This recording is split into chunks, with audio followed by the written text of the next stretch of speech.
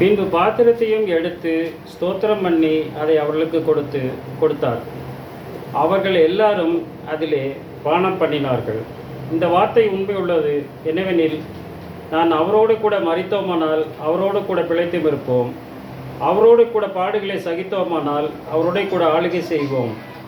நாம் அவரை மறுதலித்தால் அவரும் நம்மை மறுதலிப்பார். ஜெபிக்கலாம்.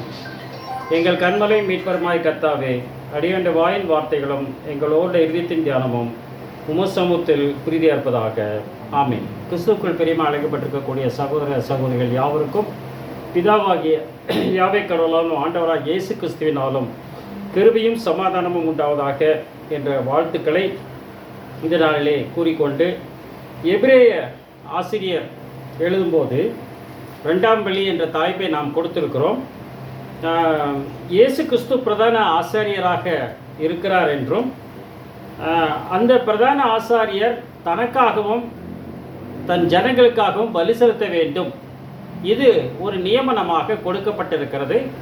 எந்த ஒரு பிரதான ஆசாரியரும் ஜனங்களுக்காக பலி செலுத்துவார்கள், அதைத் தொடர்ந்து தன்னுடைய பாவங்களுக்காகவும் பலி செலுத்துவார்கள் என்பது ஒரு திட்டமாக வடிவமைக்கப்பட்டிருக்கிறது என்பதாக பார்க்கிறோம். எபிரேய ஆசிரியர் எழுதும்போது 5ஆம் அதிகாரத்தில் பிரதான ஆசாரியன் ஆகிய தானும் 2ஆம் வசனம் 3ஆம் வசனத்தில் பலவீனம் உள்ளவனான படியினாலே அறியாதவர்களுக்கும் நெறிதப்பி போனவர்களுக்கும் இறங்கத்தக்கவனாய் இருக்கிறார்.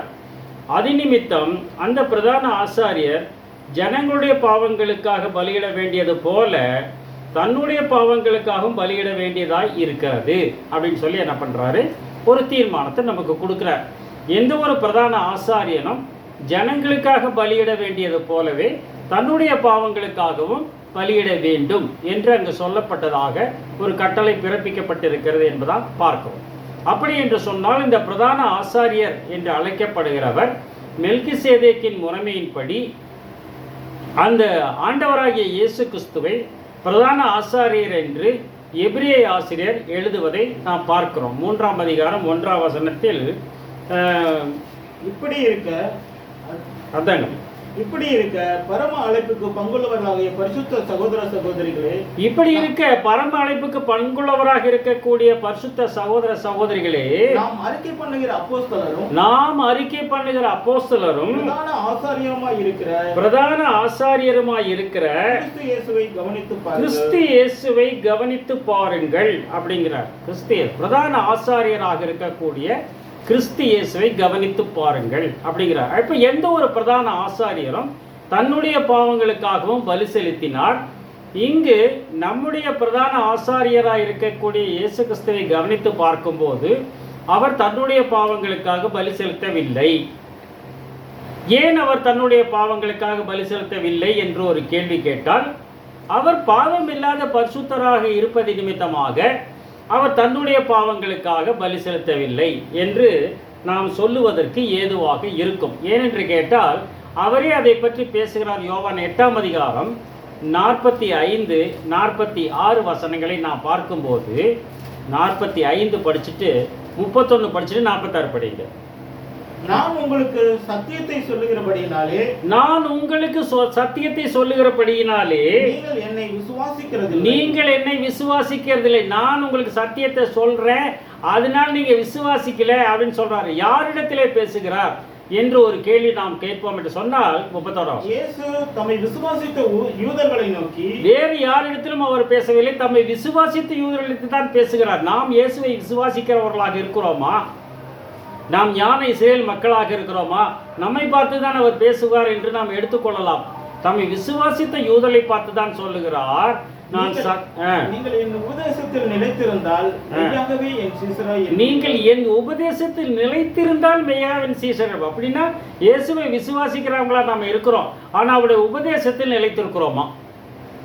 அப்படி நிலைத்திருந்தால்தான் அவர் சீஷராக இருக்க முடியுமே தவிர, இயேசுவை விசுவாசிக்கிறேன் என்று நான் சொல்லிக்கொண்டு அவர் உபதேசத்தில் நான் நிலைத்திருக்கவில்லை என்று சொன்னால், நானும் அவரை விசுவாசித்த யூதர்களைப் போலத்தான் நானும் இருப்பேன் என்று சொன்னால் அது மிகையாக. இப்போ திருப்பி 45, 46 படிங்க. நான் உங்களுக்கு சத்தியத்தை சொல்லுகிறபடியினாலே ஆ. நீங்கள் என்னை விசுவாசிக்கிறது. நான் உங்களை இயேசு சத்தியத்தை சொல்லுகிறதுனால் இயேசுவை அவர்கள் விசுவாசிக்கவில்லை. அப்படி போல நீங்களும் நானும் சத்தியத்தை சொல்லுவோம் என்று சொன்னால் இயேசுவை விசுவாசிக்கிறவர்கள் ஏற்றுக்கொள்ள மாட்டார்கள். இதுதான் உலக நியதி. என்னதான் நீங்க சொல்லுங்க, அது செவிடங்காதில் ஊதின சங்கா தான் இருக்குமே தவிர அது அவங்க காதுக்குள்ள போகுமானா போவதற்கு வாய்ப்பு இல்லாமல் தான் இருக்கிறது. அப்படிப்பட்ட காலத்தில் நாம் வாழ்ந்து கொண்டிருக்கிறோம்.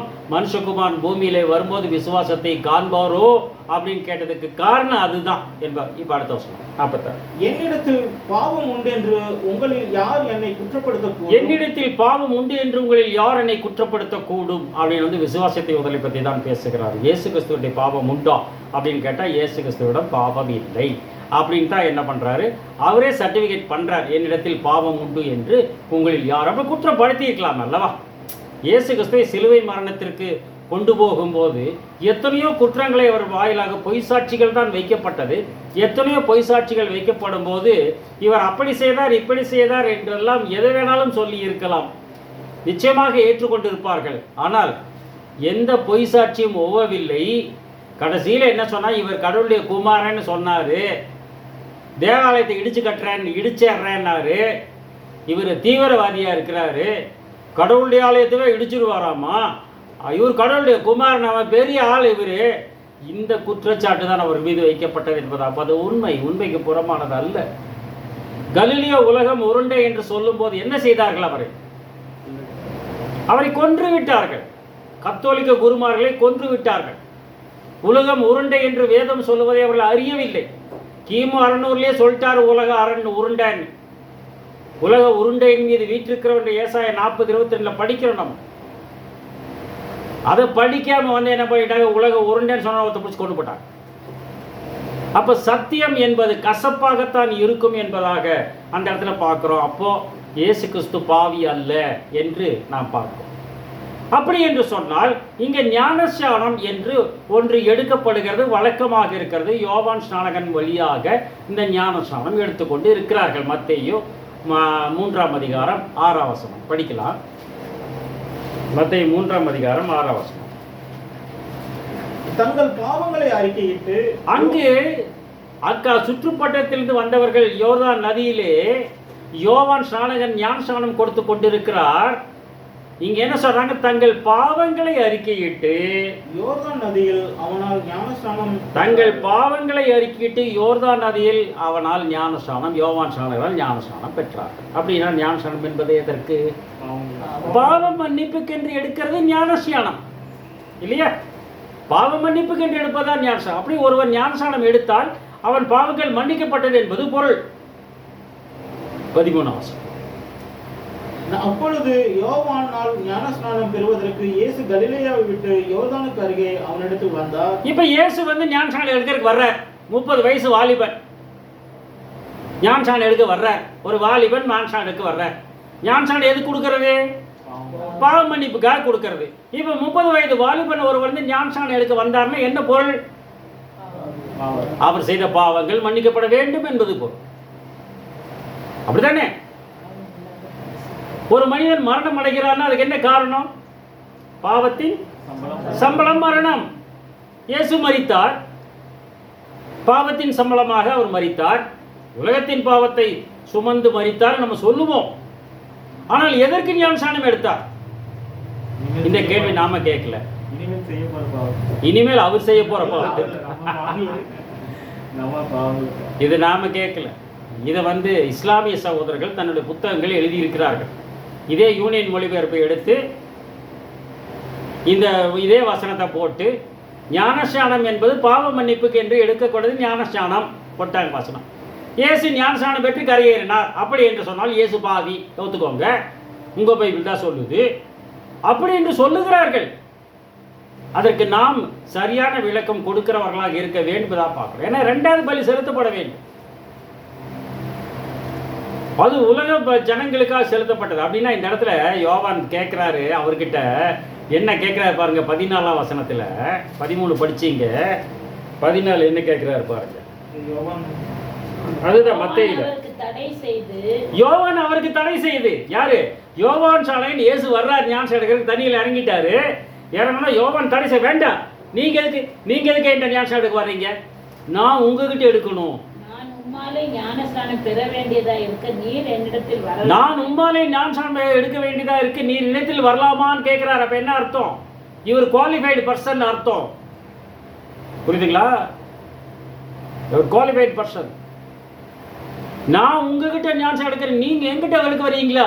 எதுக்கு அப்படின்னு அவர் சர்டிஃபை பண்றாரு. இவர் நேர்மையான ஆள் அப்படிங்கிறத, இவர் பாவம் இல்லாத பரிசுத்தன் அவர் சர்டிஃபை பண்றாரு அந்த இடத்துல. இதுக்கப்புறம் தாங்க பூராவே இறங்குது. இதுக்கப்புறம் தாங்க ஒரு தேவகுமார் அவர் தெரிஞ்சுக்கிறார். ஆனாலும் அந்த வார்த்தை வருகிறது. ஆனா இயேசு கிறிஸ்து அதுக்கு என்ன மறுமொழி சொல்றாரு பாருங்க. இயேசு அவருக்கு பிரதியுத்தரமாக, இப்பொழுது இடம் கொடு.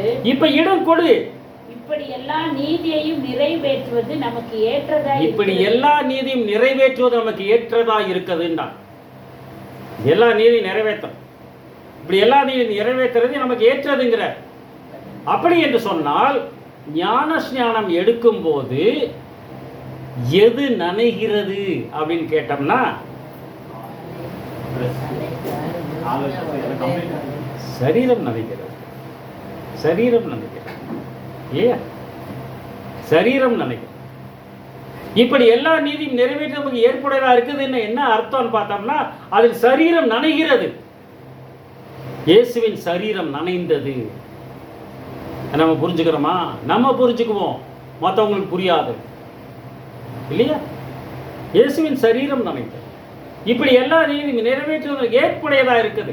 சரீரம் நனைய வேண்டும். அதற்கு அவர் நனைத்து காட்டுகிறார். அதுதான் சொல்றார். அதான் ரோமர் 6:23 பாவத்தின் சம்பளம் மரணம் அப்படின்னு சொல்லிட்டு 33 மன்னிக்கும் 6:33 பாவத்தின் ரோமர் 6:23 பாவத்தின் சம்பளம் மரணம். பாவத்தின் சம்பளம் மரணம். கடவுளுடைய கிருபை வரமோ. கடவுளுடைய கிருபை வரமோ. நம்முடைய கர்த்தராகிய இயேசு கிறிஸ்துவினால் உண்டான, நம்முடைய கர்த்தராகிய இயேசு கிறிஸ்து உண்டான நித்திய ஜீவன்கிறார். பாவத்தின் சம்பளம் மரணம் தான். ஆனா கடவுளுடைய கிருபை வரம் என்னன்னு கேட்டீங்கன்னா, நம்முடைய கர்த்தராகிய இயேசு கிறிஸ்துவினால் உண்டாகிற நித்திய ஜீவன். அவர் காட்டிய வழிங்க. அவர் பாவம் இல்லாத பரிசுத்தர்.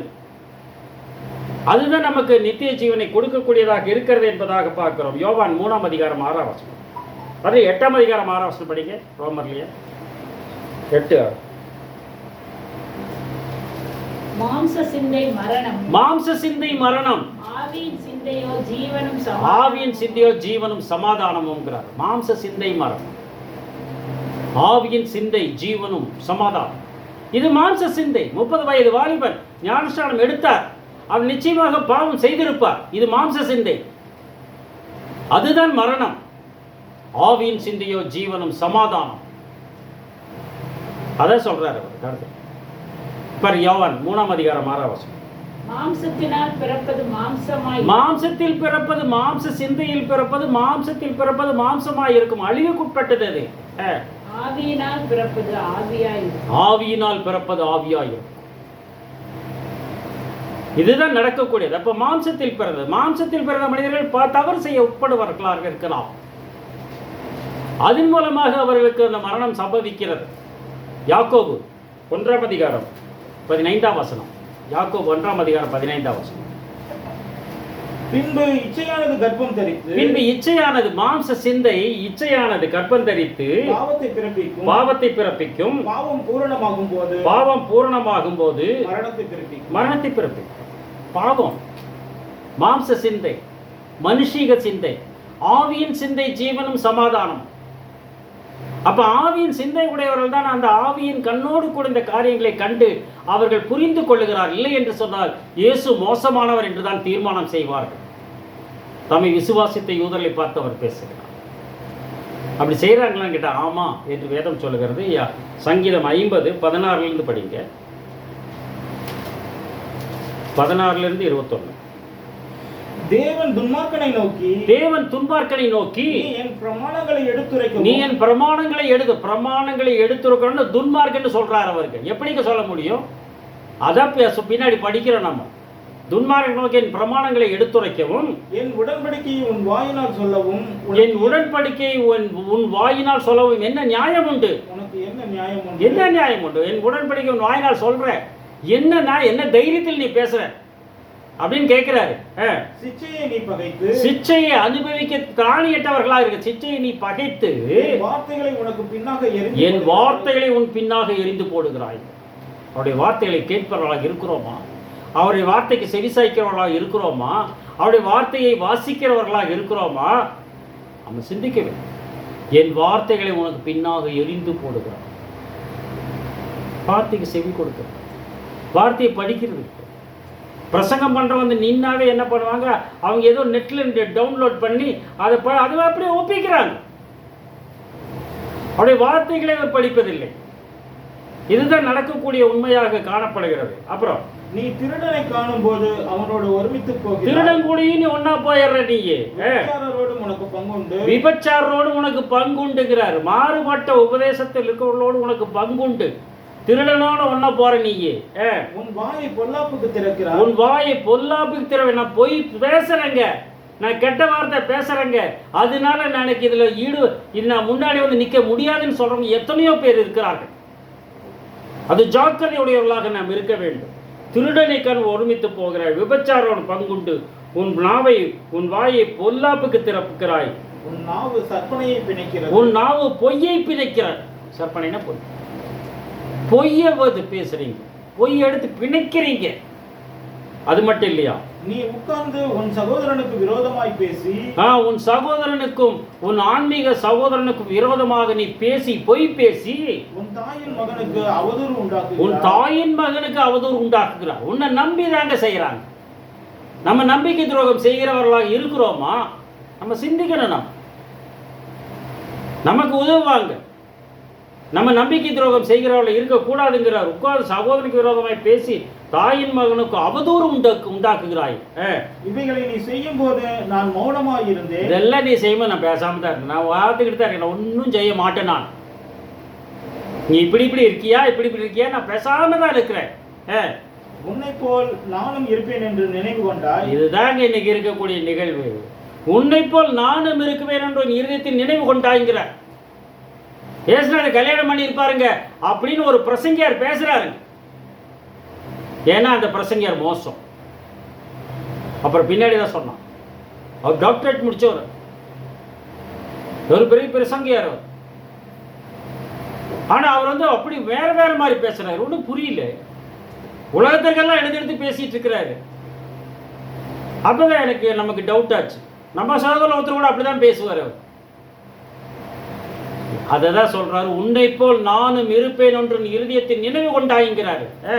ஆனாலும் நான் உன்னை கடிந்து கொண்டு அவைகளை உன் கண்களுக்கு முன்பாக ஒவ்வொன்றாக நிறுத்துவேன். அவர்கள் கண்களுக்கு முன்பாக ஒவ்வொன்றாக ஒன்னொன்னு கூட நிறுத்திடுவேன் முன்னாடிட்டார். அதனால கடவுளை மறக்கிறவர்களே இதை சிந்தித்துக் கொள்ளுங்கள். இல்லாவிட்டால் நான் உங்களை பீறி போடுவேன். ஒருவரும் உங்களை விடுவிப்பதில்லை. ஒருத்தர் உங்களை விடுவிக்க. இதுதாங்க நம்ம இருதயத்தின் நினைவுகள் வகையறுக்கப்பட்டவைகளாக இருக்க வேண்டும்ங்கிறார். அப்படிதான் இந்த கரெக்ஷன் என்ன பண்றார், இந்த சரீரமாகிய சபைக்கு கொண்டு வருகிறார் என்பதாக பார்க்க. அவரோ தமது ஆலயமாகிய சரீரத்தை பற்றி பேசினார், சபையை பற்றி பேசினார், சரீரமாகிய ஆலயத்தை பற்றி பேசினார். இந்த ஆலயத்தை இடித்து போடுங்கள், 3 நாளைக்குள்ளே எழுப்புவேனார். யோவான் 2ஆம் அதிகாரம். அவரோ தம்முடைய சரீரமாகிய ஆலயத்தை குறித்து பேசினார்ங்கிறார் அந்த இடத்துல. அப்ப அந்த கல் கட்டடத்தை பேசல, நம்மளை பற்றி தான் பேசுகிறார் என்பதை நாம் புரிந்து கொள்ளவர்கள் இருக்க வேண்டும். அதனால தான் யோவான் சாணகன் சொல்லும்போது யோவான் 1ஆம் அதிகாரம் 29ஆம் வசனத்தில் மறுநாளிலே யோவான் இயேசுவை தன்னிடத்தில் வர கண்டு, மறுநாளே யோவான் சாணகன் ஆண்டவராய் இயேசு கிறிஸ்து தம்மிடத்தில் வருவதைக் கண்டு, இதோ உலகத்தின் பாவத்தை சுமந்து தீர்க்கிற தேவ ஆட்டுக்குட்டி. இதோ உலகத்தின் பாவத்தை சுமந்து தீர்க்கிற தேவ ஆட்டுக்குட்டிங்கிறார். உலகத்தின் பாவத்தை சுமந்து தீர்க்கிற தேவ ஆட்டுக்குட்டி. அது உங்களுடைய பாவத்தையும் என்னுடைய பாவத்தையும் மாத்திரம் அல்ல, ஆண்டவராய் இயேசு கிறிஸ்து என்ற தேவ ஆட்டுக்குட்டி உலகத்தின் பாவத்தை சுமந்து தீர்ப்பதாக இருக்கிறது என்று பேசுகிறார். மத்தேயு 6ஆம் அதிகாரம் 26ஆம் அதிகாரம் 28 மற்றும் 27. இது பாவ மன்னிப்பு உண்டாகும்படி அநேகருக்காக சிந்தப்படுகிற புது உடன்படிக்கைக்குரிய என்னுடைய ரத்தம். அது யோவான் முன்மொழிந்தார், இயேசு வழிமொழிகிறார் அந்த இடத்துல. இது அநேகருக்காக சிந்தப்படுகிற புது உடன்படிக்கக்கூடிய என்னுடைய ரத்தமா இருக்கு. புது உடன்படிக்கை அது. இந்த ரத்தம் அநேகருக்காக சிந்தப்படக்கூடியது அப்படின்னு சொல்லிட்டு அடுத்து முந்தின வசனப்படி பின்பு பாத்திரத்தையும் எடுத்து பார்த்து இது அநேகருக்காக சிந்தப்படுகிற புது உடன்படிக்கைக்குரிய என்னுடைய ரத்தம்னு சொல்லிட்டார் 28ஆம் வசனத்துல. 27ஆம் வசனம் என்ன சொல்றாரு? அந்த பாத்திரத்தை எடுத்து ஸ்தோத்திரம் பண்ணி கொடுத்து இந்த பாத்திரத்தை அவர்களிடத்திலே கொடுத்து நீங்கள் எல்லாரும் இதிலே பானம் பண்ணுங்கள். இது அநேகருக்காக சிந்தப்படுகிற புது உடன்படிக்கையின் ரத்தம். அந்த பாத்திரத்தை காட்டிட்டு பாத்திரத்தை கொடுத்து நீங்கள் எல்லாரும் இதிலே பானம் பண்ணுங்க. நமக்கு புரியாதுங்க. என்ன புரியும்? இதை கொடுத்து இதை குடிங்க, இந்த தண்ணி குடிங்க அப்படின்னா, இந்த தண்ணீரை நீங்கள் குடியுங்கள் அப்படின்னு ஜீசஸ் சொன்னார்னா அதுக்கு பின்னாடி ஒரு வசனத்தை மனசில் நினைக்கிறாரு. இந்த தண்ணீரை குடிக்கிறது தாகம் உண்டாகும், நான் கொடுக்கிற தண்ணீரை கொடுக்கும் ஒரு காலம் தாகம் உண்டாக்காது அப்படின்னு மனசில் நினைச்சிட்டு அவர் சொல்றார் சமாரியஸ்தர். இல்லையா? பாத்திரத்தை கொடுத்து நீங்கள் எல்லாரும் இதில் பானம் பண்ணுங்கன்னா நமக்கு புரியணும். நமக்கு அது புரியறது இல்லை என்பதாக பார்க்குறோம். அதான் 20ஆம் அதிகாரம் படிங்க. எபிரேயர் 9ஆம் அதிகாரம் 22ஆம் வசனம். எபிரேயர் 9:22. நியாயப்பிரமாணத்தின்படி கொஞ்சம் குறைய எல்லாம் ரத்தத்தினாலே சுத்திகரிக்கப்படும். நியாயப்பிரமாணத்தின்படி கொஞ்சம் குறைய எல்லாம் ரத்தத்தினால் சுத்திகரி. அதனால்தான் பிரதான ஆசாரியன் ஜனத்தின் பாவத்திற்காக பலி செலுத்தினார், தன்னுடைய பாவங்களுக்காகவும் பலி செலுத்தினார். ரத்தத்தினாலே, நியாயப்பிரமாண சட்டத்தின் பிரகாரமாக ரத்தத்தினாலே கொஞ்சம் குறைய எல்லாம் ரத்தத்தினாலே சுத்திகரிக்கப்படும். படிச்சிட்டீங்களா? ரத்தம் சிந்தல் இல்லாமல் பாவம், ரத்தம் சிந்தல் இல்லாமல் பாவ மன்னிப்பு இல்லை. ரத்தம் சிந்தினாதான் பாவ மன்னிப்பு. இன்னைக்கு எல்லா சமூகத்தில் பார்க்கிறோம். அவங்க கடை வெட்டு பண்றாங்க, பக்ரீத் கொண்டாடுறாங்க. இது எதுக்கு? பாவம் போக்குவதற்காக. நான் பிசினஸ் பண்ணிட்டு இருப்பாங்க. பிசினஸ் மேன் என்ன பண்ணுவாங்க? கடை வெட்டுவாங்க. கடை வெட்டி விருந்துக்கு அழைப்பாங்க. ரத்தம் சிந்துதல். ஒரு ஆட்டு கடாவை கொண்டு போய் நிறுத்தி அதை சீவுவாங்க, தலையை சீவி வெட்டுவார்கள். எப்படி வெட்டுவாங்க தெரியுமா உங்களுக்கு? இப்படி ரிவர்ஸ்ல கத்தி வீசுவான், அப்ப இந்த இடத்துல படும். இப்படி வெட்ட மாட்டான், இப்படி வெட்ட மாட்டான், இப்படி ரிவர்ஸ்ல இப்படி வீசுவான். இப்படி ரத்தம் இப்படி வீசினான்னா அருவால இந்த இடத்துல கிழிக்கும், தெரிச்சு உழுகும், சரீரம் துடிக்கும், துடி துடிக்கும். சரீரமாகிய சபை துடிக்கிற சபையாக இருக்க வேண்டும்ங்க. அப்படி என்று சொன்னால் ரத்தம் சிந்துதல் அங்கு நடக்கிறது என்பது பொருள். ஜாலியா வந்தா உட்காந்தா பாடணும், ஜெபிச்சோம், போனோம், கர்த்தரைகளை ஆசீர்வதிச்சாரு, கடவுள் எனக்கு பார்த்துக்குவாரு, என்ன வேணாலும் பண்ணலாம், அப்படி நிலைமையில் நாம் இருக்கக்கூடாது என்பதை தான் சொல்றோம். ரத்தம் சிந்துது இல்லாமல் பாவ மன்னிப்பு இல்லை. 1 யோவான் 1ஆம் அதிகாரம் 7ஆம் வசனம். 1 யோவான் 1ஆம் அதிகாரம் 7ஆம் வசனம். அவர் ஒளியிலே இருக்கிறது போல, அவள் ஒளியிலே இருக்கிறது போல நாமும் ஒளியிலே நடந்தால் ஒருவரோடு ஒருவர் ஐக்கியப்பட்டு. என்ன வித்தியாசங்க? அவர் ஒளியில் இருக்கிறது போல நாம் ஒளியிலே என்ன சொல்லியிருக்கணும்? அவர் ஒளியில் இருக்கிறவங்க நாமும் ஒளியில் இருந்தார் அப்படின்னு சொல்லிக்கலாம் இல்லையா? அவர் அப்படி சொல்லல. அவர் ஒளியிலே இருக்கிறது போல நாம் ஒளியிலே நடந்தால் ஒருவரோடு ஐக்கியப்படுறோம். ஒளியில நடந்தாதாங்க ஒருவரோட ஐக்கியம். அந்த ஒளியில் நம்ம நடக்கல, நம்ம எப்படியோ நடந்தோன்னு கேட்டால் ஒருவரோட ஐக்கியம் இருக்காது. கட்டாயம் ஐக்கியம் இது கட்டாயம், ஏதோ ஒரு வகையில் கட்டாய் போய் ஒளியிலே நடக்கிறவர்களாக நாம் இருக்கிறோமா? நானே மெய்யான ஒளி. அப்ப இயேசுநாதர் மாதிரி வாழ கொண்டு இருக்கிறவர்களாக இருக்க வேண்டும் தான் நான் சொல்றேன். அவர் ஒளியிலே இருக்கிறது போல நாமும் ஒளியிலே நடந்தால் ஒருவரோடு நடக்கணும். இருளில் இருக்கிற ஜனங்கள் பெரிய வெளிச்சத்தை கண்டார்களா? இருளில் நடக்கிற ஜனங்கள் பெரிய வெளிச்சத்தை கண்டார்களா? அப்படின்னு ஏசாயா எழுதுறார் 9ஆம் அதிகாரத்தில் இல்லையா? படிங்க யோவான் 9 மணி ஏசாயா 9 9ஆம் அதிகாரம் 1-2 வசனம். ஆகிலும் அவர் செபுலோன் நாட்டையும் நப்தலி நாட்டையும் இடுக்கமாய் ஈனப்படுத்தின முந்தின காலத்தில் இருக்கிறது போல அது இருண்டிருப்பது இல்லை. ஏனென்றால் அது கடற்கரை அருகிலும் யோர்தான் நதி ஓரத்திலும் உள்ள புறஜாதியருடைய கலிலேயாவாகிய தேசத்தை பிற்காலத்திலே மகிமைப்படுத்துவார். இருளில் இருக்கிற ஜனங்கள் பெரிய வெளிச்சத்தை கண்டார்கள். மரண இருளின் தேசத்திலே குடியிருக்கிறவர்கள் மேல் வெளிச்சம் பிரகாசித்தது. இருளில் இருக்கிற ஜனங்கள் பெரிய வெளிச்சத்தை கண்டார்கள். அது எங்க இருக்கு? 9:2 படிங்க. இருளில் நடக்கிற ஜனங்கள் பெரிய வெளிச்சத்தை கண்டார்கள். இருளில் இருக்கிற ஜனங்கள் இல்ல. வசந்த படிக்கும் போதே நம்ம இருக்கிற ஜனங்கள் படிக்கிறோம். ஆனா அப்படி இல்லை. இருளில் நடக்கிற ஜனங்கள். இருளில் நடந்ததாங்க பெரிய வெளிச்சம் கிடைக்கும். நம்ம வீட்டில் உட்காந்து பேசிட்டு இருக்கிறோம். மொபைல் எல்லாம் இல்லாத காலத்தில் திடீர்னு கரண்ட் போயிடுது, இருட்டாயிடுச்சு. இப்போ வெளிச்சம் வரணும். யார் எந்திரிச்சு போவாங்க? சகோதரிமார் எந்திரிச்சு போவாங்க. எங்க போவாங்க? கிச்சனுக்கு போவாங்க. அங்க என்ன இருக்கும்? அங்கதான் தீப்பெட்டி இருக்கும் இல்லையா? அது இல்லாத காலத்துல அப்ப இருளில் அந்த சகோதரி நடந்தால் நாம் பெரிய வெளிச்சத்தை கண்டுபிடிக்க முடியும். கேண்டில் வெளிச்சத்தை கண்டுபிடிக்க முடியும். அப்ப இருளில் இருக்கிற ஜனங்கள் அல்ல, இருளில் நடக்கிற ஜனங்கள் பெரிய வெளிச்சத்தை கண்டார். ஒளியிலே நடந்தால் ஒருவரை வைக்க ஐக்கியப்பட்டிருக்கும். ஏன் அப்படின்னு சொல்லிட்டு ஐக்கியப்பட்டிருப்போம். அதோட முடிக்கல. அவருடைய குமாரனாகிய இயேசு கிறிஸ்துவின் ரத்தம் சகல பாவங்களையும் நீக்கி நம்மை சுத்திகரிக்கும். அவருடைய குமாரனாகிய இயேசு கிறிஸ்துவின் ரத்தம் சகல பாவங்களை நீக்கி நம்மை சுத்திகரிக்கும். அவர் முதல்ல நம்ம குமாரனை ஏத்துக்கணும். அவரே தான் வந்தாருன்னு சொன்னோம்னா சுத்திகரிக்காது. புரியுதுங்களா உங்களுக்கு? அவருடைய குமாரனாகிய இயேசு கிறிஸ்துவின் ரத்தம் சகல பாவங்களை நீக்கி நம்மை சுத்திகரிக்கும். அப்படின்னா பரிசுத்த ரத்தம் சிந்தப்பட்டது. அது அநேகருக்காக சிந்தப்பட்ட உடன்படிக்கையின் ரத்தம்.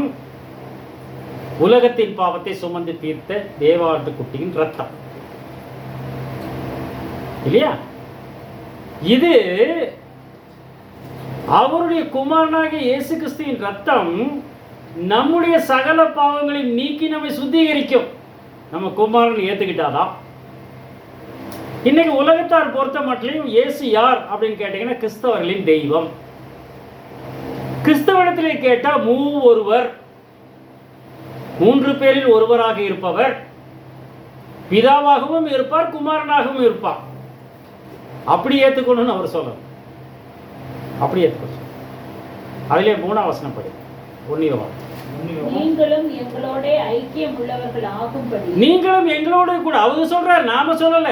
யோவான் சொல்றார், நீங்களும் எங்களோட கூட ஐக்கியம் உள்ளவர்களாகும்படி நாங்கள் கண்டும் கேட்டும் இருக்கிறதை உங்களுக்கு அறிவிக்கிறோம். எங்களுடைய ஐக்கியம் பிதாவோடும் அவருடைய குமாரனாகிய இயேசு கிறிஸ்துவோடும் இருக்கிறது. இந்த 2 பேர்த்தோட நம்ம ஐக்கியம் இருக்கும். எங்களுடைய ஐக்கியம் பிதாவோடும் அவருடைய குமாரராகிய இயேசு கிறிஸ்துவோடும் இருக்கிறது. ஏன் அவர் இப்படி சொல்லியிருக்கலாம்? எங்களுடைய ஐக்கியம் பிதாவோடும் அவருடைய குமாரனாகிய இயேசு கிறிஸ்துவோடும் தேற்றலான பரிசுத்த ஆவியானவரோடும் இருக்குதுன்னு சொல்லியிருக்க வேண்டியதானே? சொல்லலை. ஒவ்வொரு நிருபத்தின் ஆரம்பத்தில் நாம் பார்த்தோம் என்று சொன்னால், பிதாவாகிய தேவனாலும் கர்த்தராகிய இயேசு கிறிஸ்துவும் கிருபையும் சமம் உண்டாவதாக, ஏன் பரிசுத்த ஆவி உண்டாவதாக எழுதியிருக்க வேண்டியதானே? ஏன் எழுது? பரிசுத்த ஆவியில் ஏவப்பட்டு எழுதினால்தான் அப்படி எழுதினார்கள். முக்கியத்துவம் கொடுக்கவில்லை. அந்த பரிசுத்த ஆவியின் துணையோடு அவர்கள் செயல்பட்டதினால்தான் அவர்கள் வார்த்தைக்கு செயல் கொண்டு வாழ்ந்தார்கள் என்பதை தெளிவாக நாம் கவனித்து பார்க்கிறவர்களாக இருக்கிறோம். 20ஆம் அதிகாரம், மத்தேயு 20ஆம் அதிகாரம் 22, 23 வசனங்கள். மத்தேயு 20, 22, 23. இயேசு பிரதியுத்தரமாக, அங்க பாருங்க, 10 பேர் இருக்கிறாங்க. 2 பேர் வந்துட்டாங்க. யோவான், யாக்கோபு வந்துட்டாங்க. அவங்க அம்மா வந்துட்டாங்க. நாங்கள் ஒரு வேண்டுதல் பண்ணுறோன்னு பண்ணிட்டாங்க. நீ பிதாவுடைய மகிமையில் நீங்கள் வரும்போது ஒருத்தன் வலது பக்கத்துலேயும் ஒருத்தன் இடது பக்கத்தில் இருக்க அருள் செய்யுங்கிறாங்க. அவங்களும் கேட்குறாங்க.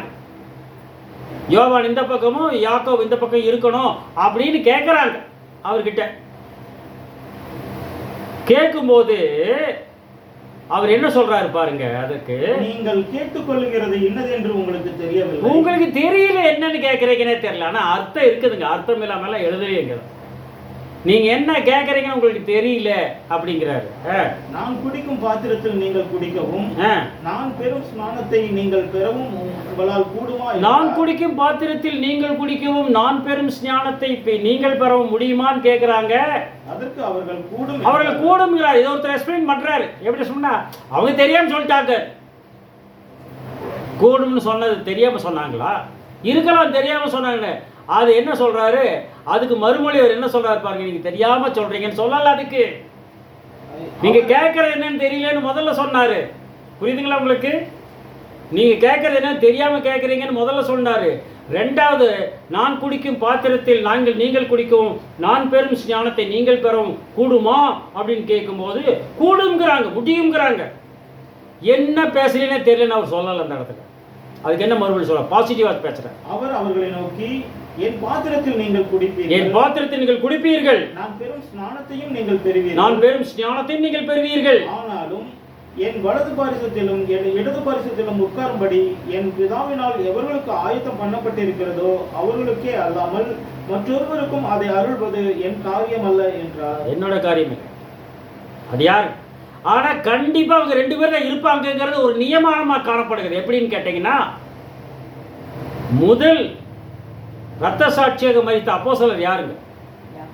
யாக்கோபு இல்லையா? அத அவர் கேட்கிறாரு. அப்ப அப்போஸ்தலர் முதல் ரத்த சாட்சி யாக்கோபு தான். ரத்தம் சிந்தி சாவாதவர் யாரு? யோவான். புரியுதுங்களா? இதனாலதான் இந்த 2 பேரும் அவங்க தூண்டுதல் உண்டாக்கி கேட்கறாங்க. அவங்க கேட்கறது என்ன அவங்களுக்கு தெரியல. ஆனா நம்ம என்ன புரிஞ்சுக்கிட்டோம், ஒருவர் ரத்தம் சிந்தி மரிக்கக்கூடிய வகுப்பாருக்கு முன்னடையாளமாகவும் ஒரு வகுப்பார் ரத்தம் சிந்தாமல் செல்லக்கூடிய வகுப்பார் என்பதற்கு முன்னடையாளமாகவும் காணப்படுகிறார்கள். 1,42,000 பேர் ரத்தம் சிந்தி மரிக்கிறவங்க, 2,000 பேர் காணாம போறவங்க. 1,42,000 பேர் யாக்கோபு முன்னடையாளமாகவும் சிரச்சேதம் பண்ணப்பட்டார் பேதுருவினால். அதுபோல காணாம போற 2,000 பேர் யோவான் போல மரித்து போகிறவர்களாக ரத்தம் சிந்தி மரிக்கிறவர்கள் அல்லாதபடிக்கு மரிக்கிறவர்கள் என்பதை வகுப்பாரையும் அந்த இடத்துல நம்மோடு கூட பேசுகிற என்பதை நாம் புரிந்து கொள்ளுகிறவர்களாக இருக்கிறோம். பிரிவாங்க அதுதாங்க நடக்கிறது.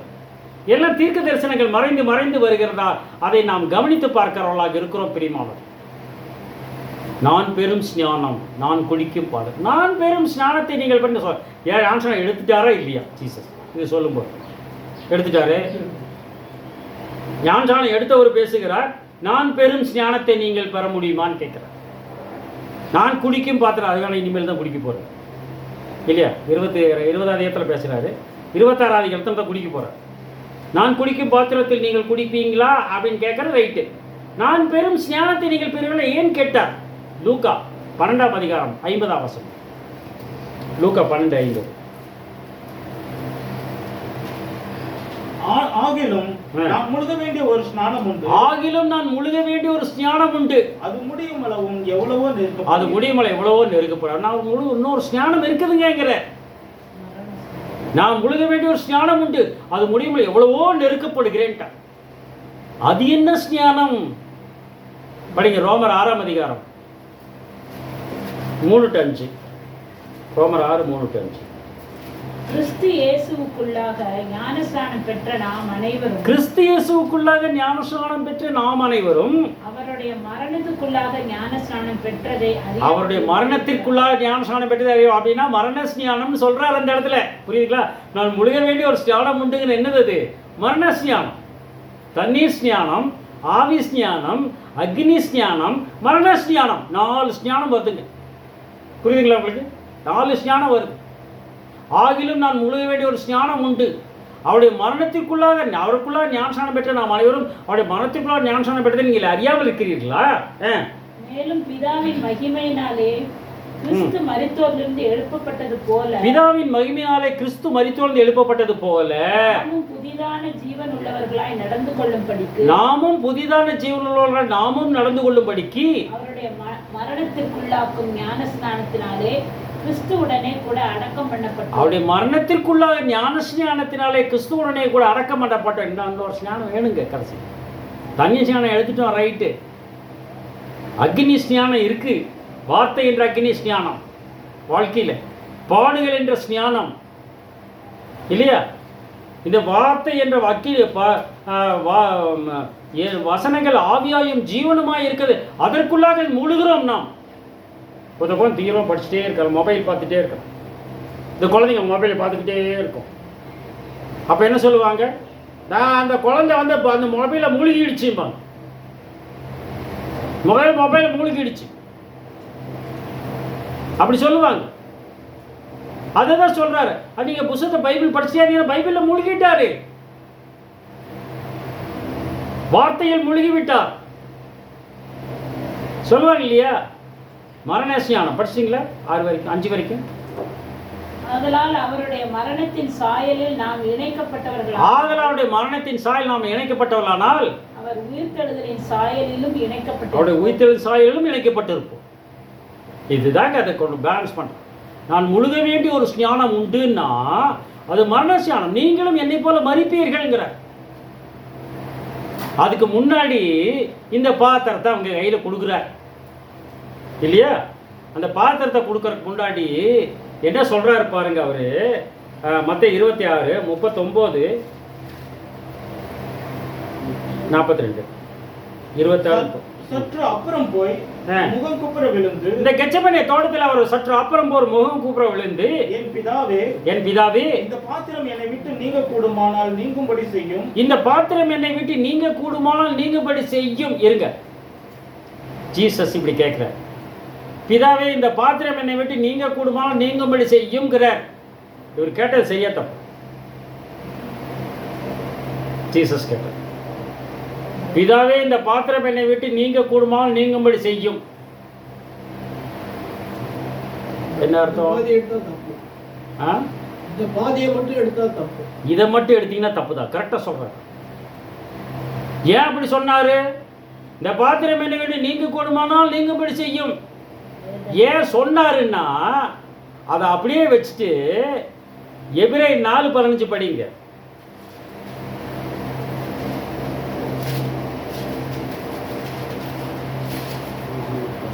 நம்முடைய பலவீனங்களை குறித்து பரிதபிக்க கூடாத பிரதான ஆசாரியர் நமக்கு இராமல். நம்முடைய பலவீனங்களை குறித்து பரிதபிக்க கூடாத பிரதான ஆசாரியர் நமக்கு இராமல் எல்லா விதத்திலும் நம்மை போல் சோதிக்கப்பட்டும் பாவம் இல்லாதவராய் இருக்கிற பிரதான ஆசாரியர் நமக்கு இருக்கிறார். நம்ம மாதிரி சோதனை அவருக்கு வந்ததுங்க. எல்லா சோதனையும் வந்திருக்குது. புரியுதுங்களா உங்களுக்கு? நம்மை பாரி பாடுகள் அவருக்கு பிரதான ஆசாரியர், பரிதபிக்கக்கூடிய பிரதான ஆசாரியர். எல்லாவற்றிலும் நம்மை போல் சோதிக்கப்பட்டு பாவம். அதனால தான் இந்த வார்த்தையை சொல்றாரு அவர். இந்த பாத்திரம் என்னை விட்டு நீங்க கூடுமானால் நீங்கபடி செய்யும்.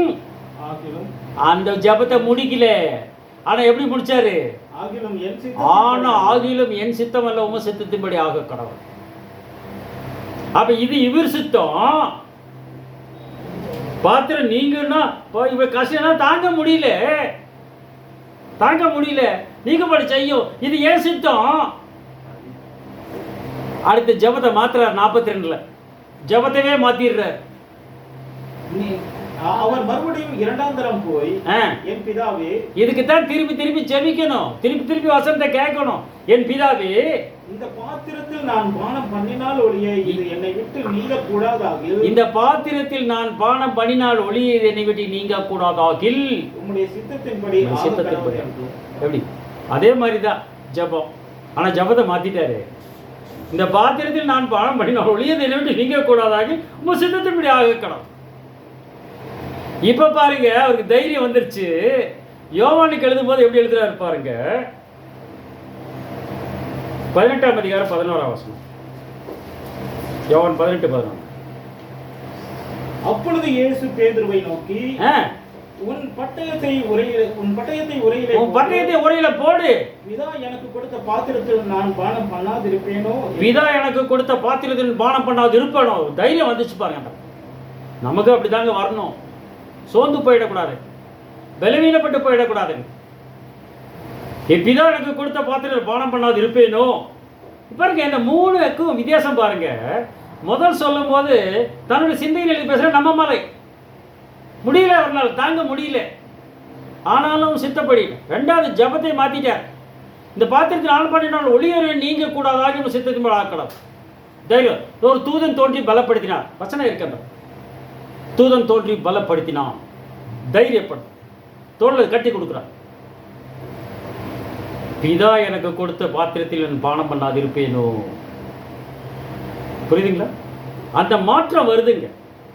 அப்படின்னா தன்னுடைய பாவங்களுக்காக பிரதான ஆசாரியர் பலி கொடுத்தார். ஆண்டவராகிய இயேசு கிறிஸ்துவும் தன்னுடைய பாவங்களுக்காக பலி கொடுத்தார். எப்படின்னு கேட்டீங்கன்னா, படிங்க மார்க் 17ஆம் அதிகாரம் 23-24. பின்பு பாத்திரத்தை எடுத்து ஸ்தோத்திரம் பண்ணி அவர்களுக்கு கொடுத்தார். பின்பு பாத்திரத்தை எடுத்து ஸ்தோத்திரம் பண்ணி அவர்களுக்கு கொடுத்தார். அவர்கள் எல்லாரும் அதிலே பானம் பண்ணினார்கள். அவர்கள் எல்லாரும் அதிலே பானம் பண்ணினார்கள். என்னங்க அர்த்தம்? என்ன அர்த்தம்? எல்லாம் குடிச்சிட்டாங்க. அப்படியா? அவர் எல்லாரும் பானம் பண்ணாது இருப்பேனோன்னு என்ன அர்த்தம்? பானம் பண்ணால் ஒளியே மகிழ்க்கணும் அப்படின்னு என்ன அர்த்தம்? புரியுதுங்களா? பானம் பண்ணாது இருப்பேனோ. அவர் எல்லாரும் இதில் பானம் பண்ணினார்கள். அவங்க அப்படிதாங்க மறிச்சாங்க அவங்க எல்லாமே. அதனால தான் பவுல் கடைசியாக சொல்றாரு, 2 தீமோத்தேயு 4ஆம் அதிகாரம் 6ஆம் வசனம். 2 தீமோத்தேயு 4ஆம் அதிகாரம் 6ஆம் வசனம்.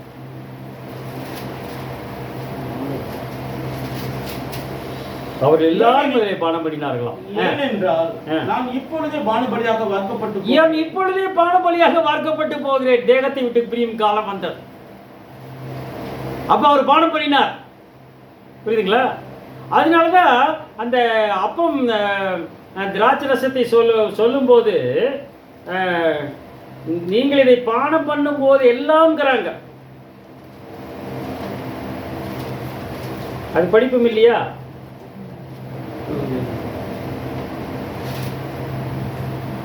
போஜனம் பண்ணின 11:25 போஜனம் பண்ணின பின்பு அவர் அந்தப்படியே பாத்திரத்தையும் எடுத்து, இந்த பாத்திரம் என் ரத்தத்தினால் புதிய உடன்படிக்கையா இருக்கிறது, நீங்கள் இதை பானம் பண்ணும்போது எல்லாம் நிலைமுறை இதை செய்யுங்கள்ங்கிறார். 1 கொரிந்தியர் இல்ல, 11:25 பாருங்க. அந்த 24-25 வித்தியாசம் இருக்கு பாருங்க. ஸ்தோத்திரம் பண்ணி அதை பிட்டு நீங்கள் வாங்கி புசியுங்கள், இது உங்களுக்காக பிற்கப்படுகிற என்னுடைய சரீரமாய் இருக்கிறது, என்னை நினைவு கூறும்படி இதை செய்யுங்கள். என்னை நினைவு செய்யுங்கள் அப்படின்ட்டாரு. நீங்க சாப்பிட்றப்பெல்லாம் நினைச்சுக்கோன்னு சொன்னாரா? சொல்லல. அப்படி சொல்லல. அடுத்த வருஷம் எப்படி சொல்றாரு பாருங்க. போஜனம் பண்ணின பின்பு அவர் அந்தபடியே பாத்திரத்தையும் எடுத்து, இந்த பாத்திரம் என் ரத்தத்தினாலாகிய புதிய உடன்படிக்கையாய் இருக்கிறது, நீங்கள் இதை பானம் பண்ணும் போதெல்லாம் என்னை நினைவு கூறும்படி இதை செய்யுங்கள். நீங்க இதை பானம் பண்றப்பெல்லாம் என்ன நினைச்சுக்கோங்கன்ட்ட. எப்ப? வருஷத்துக்கு ஒருக்கவா? பானம் பண்ணும்போது எல்லாமே என்ன அர்த்தம்? நீங்க எப்ப பானம் பண்ணுவீங்களோ அப்போ. என்ன பானம் பண்றது? இப்போதே நான் பாலபலியாக வார்க்கப்பட்டு போகிறேன். சேவனுக்கு தெரியுமா எப்ப பானம் பண்ணுவார்னே? தெரியாது. கடைசியில ஒப்பு கொடுக்கிறேன்ட்டாரு. பவுலுக்கு தெரியுமா? நீரோபனை சிரிச்சது பண்ணிடுவாங்க. அப்பதான் தெரிஞ்சது. டேட் டைம் ஃபிக்ஸ் பண்ணாங்களா? இல்லை. அப்படி போல ஒவ்வொருவரும் எப்பெல்லாம் அவர்கள் பானம் பண்ணுவார்கள் என்று கடவுளால் நியமிக்கப்பட்டிருக்கிறதோ அப்பெல்லாம் பானம் பண்ணினார்கள், மரித்தார்கள். இதை வச்சுக்கிட்டு அது பானம் பண்ணும் போதெல்லாம் என்ன நியமம் செய்யுங்கன்னு சொல்லியிருக்காரு. அதனால நாங்கள் பானம் பண்ணும் போதெல்லாம் நினைச்சுக்குவோம். உங்களை மாதிரி வருஷத்துக்கு ஒருக்க நினைக்க மாட்டோம். சொல்றவங்க இருக்கிறாங்க. அதனாலதான் சொல்றேன். எனக்கு தெரியாது. அவ சொன்ன அர்த்தம் வேற. அப்படின்னா நீங்க பானம் பண்ணும்போது நினைச்சுக்குவீங்களா? அது கிடையாது. அது கிடையாது. ஆனா வியாக்கியானம் சொல்றது, பானம் பண்ணும் போதெல்லாம் நான் குடிக்கும் போதெல்லாம் நினைச்சுக்குவேன். குடிக்கும் போது நினைச்சுக்கேன். நினைச்சேன். எப்ப நினைச்சேன்? எப்பவுமே நினைக்கிறது. காண்டதெல்லாம் யோசனை பண்ணிட்டு குடிச்சுக்கிறது. எதாவது குடிக்கிறது, எதாவது நினைச்சுக்கிறது. பானம் பண்ணி மேலும் நினைவு சொல்லணும். எப்போ வேணாலும் நினைச்சுக்கலாம். அது பாசம் கொண்டாடணும். அப்போ கிடையாது. மிஞ்சின நீதிமானாக இருக்கக்கூடிய காலமாக இருக்கிறது என்பதை தான் அந்த இடத்துல சொல்றாரு. அவர்கள் எல்லாரும் அதிலே பானம் பண்ணினார்கள். ஆனால் அப்போதே நான் பானபலியாக வார்க்கப்பட்டு போகிறேன். அவர் பானபலியாக வார்க்கப்பட்ட ஒவ்வொருவரும் இயேசு கிறிஸ்துவுக்காக மரித்தார்கள். பிரதான ஆசாரியன் தனக்காக செலுத்தப்பட்ட பலிகள். அதுதான் இரண்டாம் பலி. சங்கீதம் 55.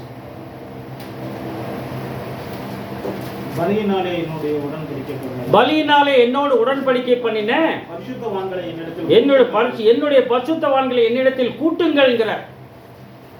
பலியினால் என்னோடு கூட உடன்படிக்கை பண்ண பரிசுத்தவான்கள் என்னோட கூட்டு. ஏன் என்னோட கூட்டுங்கள்ங்கிறாரு?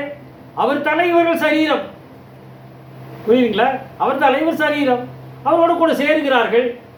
இதுதான் இரண்டாம் காளையாக பலி செலுத்தக்கூடிய பிரதான ஆசாரியர் செலுத்த பலி, தனக்காக செலுத்தப்பட்ட பலி இரண்டாம் காளை. அதை படிங்க. இதில் ஆதியாகமம் 24ஆம் அதிகாரம் 13ஆம் வசனம். ஈசாக்கு பலியாக ஒப்பு கொடுக்கிறார். ஆனால் 24:13 இதோ நான் இந்த தண்ணீர் துறவண்டியில் நிற்கிறேன். இல்ல 24:13 22:13 ஆபிரகாம் தன் கண்களை ஏறெடுத்து அதான் மன்னிக்கவும் 22:13 ஆபிரகாம் தன் கண்களை ஏறெடுத்து பார்க்கும்போது ஆபிரகாம் தன்னுடைய பிள்ளையாண்டாமல் கை போடாத ஆபிரகாம் தன்னுடைய கைகளை ஏறெடுத்து பார்க்கும்போது இதோ பின்னாக புதரிலே தன் கொம்புகள் சிக்கிக் கொண்டிருந்த ஒரு ஆட்டுக்கடாவை பின்னால புதரிலே தன் கொம்புகள் சிக்கிக் கொண்டிருந்த ஒரு ஆட்டுக்கடாவை பார்க்கிறார். அப்பொழுது ஆபிரகாம் போய் கடாவை பிடித்து அதை தன் குமாரனுக்கு பதிலாக தகன பலி, தன்னுடைய குமாரனுக்கு பதிலாக தகன பலியிட்டான். யார் குமாரன்? ஈசாக்குன்னு சொல்கிறது. தன்னுடைய குமாரனாக இயேசு கிறிஸ்துவுக்கு பதிலாக பலியாகக்கூடிய ஆட்டுக்கடா தலை எங்க இருக்கு? போதர்ல மாட்டேன் இல்லையா? வசனம் அது முள்ளும் உலக கவலை ஐஸ்வர்யத்தின் மயக்கம் வளர்ந்து அது நெருக்கி போட்டது. தலை போய் மாட்டிட்டு இருக்கேன், எங்கேயோ மாட்டிட்டு இருக்கேன். முடியல பிரதர், தாங்க முடியல பிரதர், ஓடிடலாம் போல் இருக்கு பிரதர். வீட்டில் பிரச்சனை, நாட்டில் பிரச்சனை, வேலையில் பிரச்சனை, ஸ்கூலில் பிரச்சனை, ஒன்றும் முடியல. ஸ்கூலில் போனால் ஹோம்ஒர்க் சமையல் சொல்கிறாங்க, ஆஃபீஸில் போனால் வேலை வாங்குறாங்க, வீட்டில் பெற்றோர் திட்டுறாங்க, பேரண்ட்ஸ் திட்டுறாங்க, பொண்டாட்டி சரியில்லை, பிள்ளைங்க சரியில்லை, எதுவும் சரியில்லை. நாம தான் பெரிய யோகி நாட்டம், எதுவும் சரியில்லை. சபையிலையும் ஒன்றும் விளங்கலைங்க, ஒட்டிடலாம் போல் இருக்குது. எங்கே ஓடுவீர்கள்? வானத்துக்கு ஏறினாலும் அங்கே இருக்கு, பாதாளத்தில் படுக்கை போட்டாலும் அங்கேயும் கரம் உன்னை பிடிக்கிறார். என்ன தவிக்க முடியும்?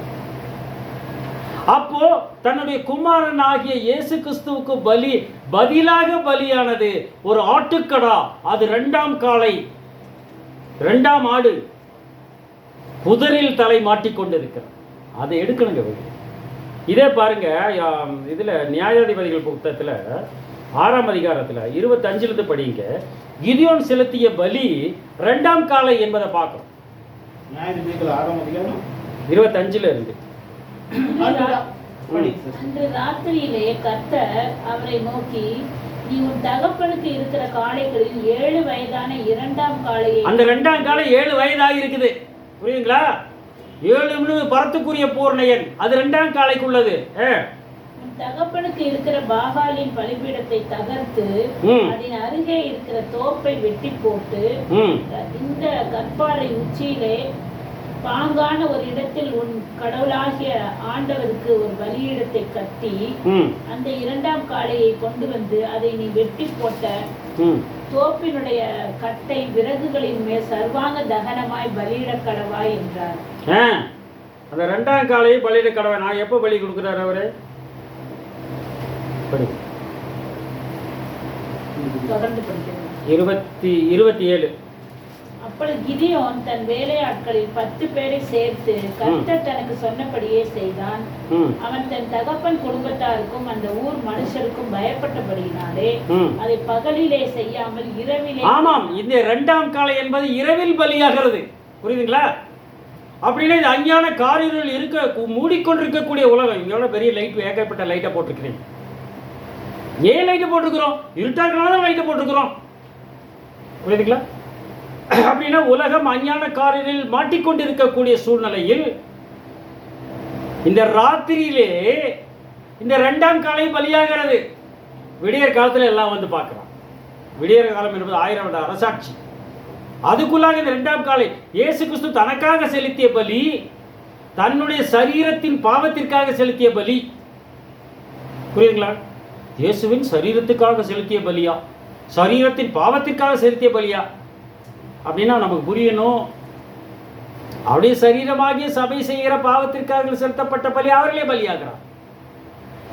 பான பலியாக வார்க்கப்பட்டு அவர் எல்லாரும் அதிலே பானம் பண்ணுகிறார்கள். அப்புறம் அப்படி எடுத்து சொல்லிட்டு கடைசியில் என்ன சொல்றாருன்னா, படிக்க 2 தீமோத்தேயு மன்னிக்கவும் 1 பேதுரு 3ஆம் அதிகாரம் 21ஆம் வசனம். 1 பேதுரு 3:21. அதற்கு ஒப்பனையான ஞானஸ்நானமானது மரண ஸ்நானமானது மாம்ச அழுக்கை நீக்குதலாயிராமல், இது மாம்ச அழுக்கை நீக்குதலாயிராமல் கடவுளை பற்றும் நல் மனசாட்சியின் உடன்படிக்கையாக இருந்து, அதாவது புதிய உடன்படிக்கைக்குரிய ரத்தம் அப்படின்னார். கடவுளை பற்றும் நல் மனசாட்சியின் உடன்படிக்கையாக இருந்து இப்பொழுது நம்மையும் இயேசு கிறிஸ்துவினுடைய உயிர்த்தெழுதலினால் ரட்சிக்கிறது. நம்மையும் இயேசு கிறிஸ்துவின் உயிர்த்தெழுதலினால் ரட்சிக்கிறது, இணைக்கிறது. புரியுதுங்களா? படிங்க 2 தீமோத்தேயு 2ஆம் அதிகாரம் 11-12. 11-12. இந்த வார்த்தை உண்மை உள்ளது. ஆம் பிரியமான சகோதர சகோதரி, இந்த வார்த்தைகள் உண்மை உள்ளவைகள். ஏனெனில் அவரோடு கூட மரித்தோமானால் அவரோடு கூட பிழைத்து, அவரோடு கூட மரித்தோமானால் நாம் அவரோடு கூட பிழைத்து நம்மை ரட்சிக்கிறது, நம் உயிர்த்தெழுதல் அவரோடு கூட இணைக்கிறது. அவரோடு கூட பாடுகளை சகித்தோமானால் அவரோடு கூட ஆளுகை, அவரோடு கூட பாடுகளை சகித்தோமானால் அவரோடு கூட ஆளுகை செய்யும். அதனால்தான் ஆசாரியனாக மரித்து அரசனாக உயிர்த்தெழுகிறார்கள். இயேசு கிறிஸ்து ஆசாரியனாக மரித்தார், உயிர்த்தெழுந்து ராஜாவாக உயிர்த்தெழுந்தார். அதுபோல சபையும் ஆசாரியத்துவத்தில் வாழ்ந்து மரித்து அரசுத்துவத்தில் உயிர்த்தெழப் போய் அவரோடு கூட மரித்தோமானால் அவரோடு கூட பிழைத்தும் இருப்போம், அவரோடு கூட பாடுகளை சகித்தோமானால் அவரோடு கூட ஆளுகை செய்வோம். நாம் அவரை மறுதலித்தார், ஆனால் அவரை மறுதலித்தார், அவர் நம்மை மறுதலித்தார், நாம் அவரை மறுதலிக்கிறவர்களாக இருக்கிறோம். யோசனை பண்ணிக்கலாம். இயேசுநாதர் வந்து இப்போ எங்கே 2 பேர் 3 பேர் நாமத்தினாலே கூட அவர் மத்தியில் இருக்கேன்னு சொல்லியிருக்கார் இல்லையா? இப்போ 2 பேரோ 3 பேரோ கூடுறாங்க. கூடி வாங்க வாங்க வாங்கினதுக்கப்புறம் வருவாரா, இல்லை உங்கள் கூடயே வந்துடுவாரா, இல்லை உங்களுக்கு முன்னாடி வந்துடுவாரா? முன்னாடி வந்துடுவார். அப்போ இயேசு கிறிஸ்து முன்னாடி வருவார். முன்னாடி வந்து என்ன பண்ண நமக்கு வெயிட் பண்ணுவார். நாம லேட்டாக வரும். இது அடுக்குமோ? உங்கள் முதலாளி சொல்கிறாங்க, உங்கள் மேனேஜர் சொல்கிறாங்க, உங்கள் அதிகாரி சொல்கிறாங்க 10 மணிக்கு இங்கே இருக்கணுங்கிறாங்க. என்ன பண்ணுவீங்க நீங்கள்? நான் ஒரு 11 மணிக்கு போவேன், 12 மணிக்கு போவேன், போவோமானமோ? பிரதமர் சொல்ல பாருங்க, 9:45 அங்கே இருப்போம். 9:00 இருப்போம், 9:45 இருப்போம். ஏன்? எனக்கு ஒரு மேலதிகாரி சொல்றாரு இத்தனை மணிக்கு வராரு, அவனுக்கு முன்னாடி போகணும். நமக்கு மேலதிகாரி யாரு? ஜீசஸ். ஜீசஸுக்கு மேலதிகாரி சொல்லிச்சுன்னா நம்ம எப்போ போகணும்? கடற்கிறார் அவர். நம்ம நிதானமாக போகலாம். காணிக்க போகிற நேரத்துக்கு நம்ம போனால் போதும். காணிக்க பாடுவாங்க இல்லை, அப்போ ஏரோப்ளைன் மேலே பறக்கும். அந்த சமயத்தில் போனோம்னா நம்ம காணிக்க போட்டுட்டு ஆசீர்வாதத்தை வாங்கிக்கலாம். ஆசீர்வாதம் கடைசியில் தானே போட போகிறாங்க, அப்போ போனால் போதும். அப்படி என்று எண்ணமுடையவர்களாக நாம் இருக்கிறோமா என்று நாம் சிந்திக்க கடமைப்பட்டோம் இல்லையா? எனவே நம்ம ஜாக்கிரதையோட வாழ்க்கை, அவரோடு கூட மரித்து, அவரோடு கூட அடக்கம் பண்ணப்பட்டு, அவரோடு கூட உயிர்த்தெழுதல் சாலையில் இணைக்கப்பட்டு, அவரோடு கூட ஆளுகை செய்கிறவர்களாக எழுந்தோம் என்று சொன்னால் நிச்சயமாக அதுக்குரிய ரிவார்டு கொடுப்பார். இல்லைன்னா அவரை மறுதலித்தால் இதுதான் நடக்கக்கூடிய நிகழ்வு. கடைசி நேரத்தில் ஜீசஸ் சொன்னால் பிரயோஜனப்படும். கடைசி நேரத்தில் கர்த்தாவேன்னு சொன்னால் பிரயோஜனப்படும். ஜீசஸ் கூட்டத்தில் இல்லையா? ஆகடியும் பண்ணுவேன்கிறார். அவளை நோக்கி கூப்பிடுவார்கள், அவளை காண மாட்டார்கள், அதிகாலை தேடுவார்கள், ஒன்றும் கிடைக்காது. கதை சாத்தி போயிடுவார். நான் உங்களை அறியேன்னு சொல்லிடுவேன். அதனால ஜாக்கிரதை உடையவர்களாக இருந்து நாம் கர்த்தருடைய காரியத்திற்கு முன் நின்று கடவுள் எனக்கு என்ன தாளந்தை கொடுத்திருக்கிறாரோ, எனக்கு என்ன அவரை பிரியப்படுத்துகிற அளவுக்கு நான் என்ன செய்ய வேண்டுமோ அதை செய்வதற்கு நம்மை ஒப்பு கொடுக்கிற மக்கள் கூட்டமாக இருந்தால் நிச்சயமாக அவரோடு கூட எழுந்து அவரோடு கூட ஆளுகை செய்ய தகுதியுடையவர்களாக மாற்றப்படுவோம். பிதாவாகிய யாவே கடவுள் ஆண்டவராகிய இயேசு கிறிஸ்து கொண்டு இந்த வார்த்தையில் ஆசீர்வதிப்பார்கள். ஆமென்.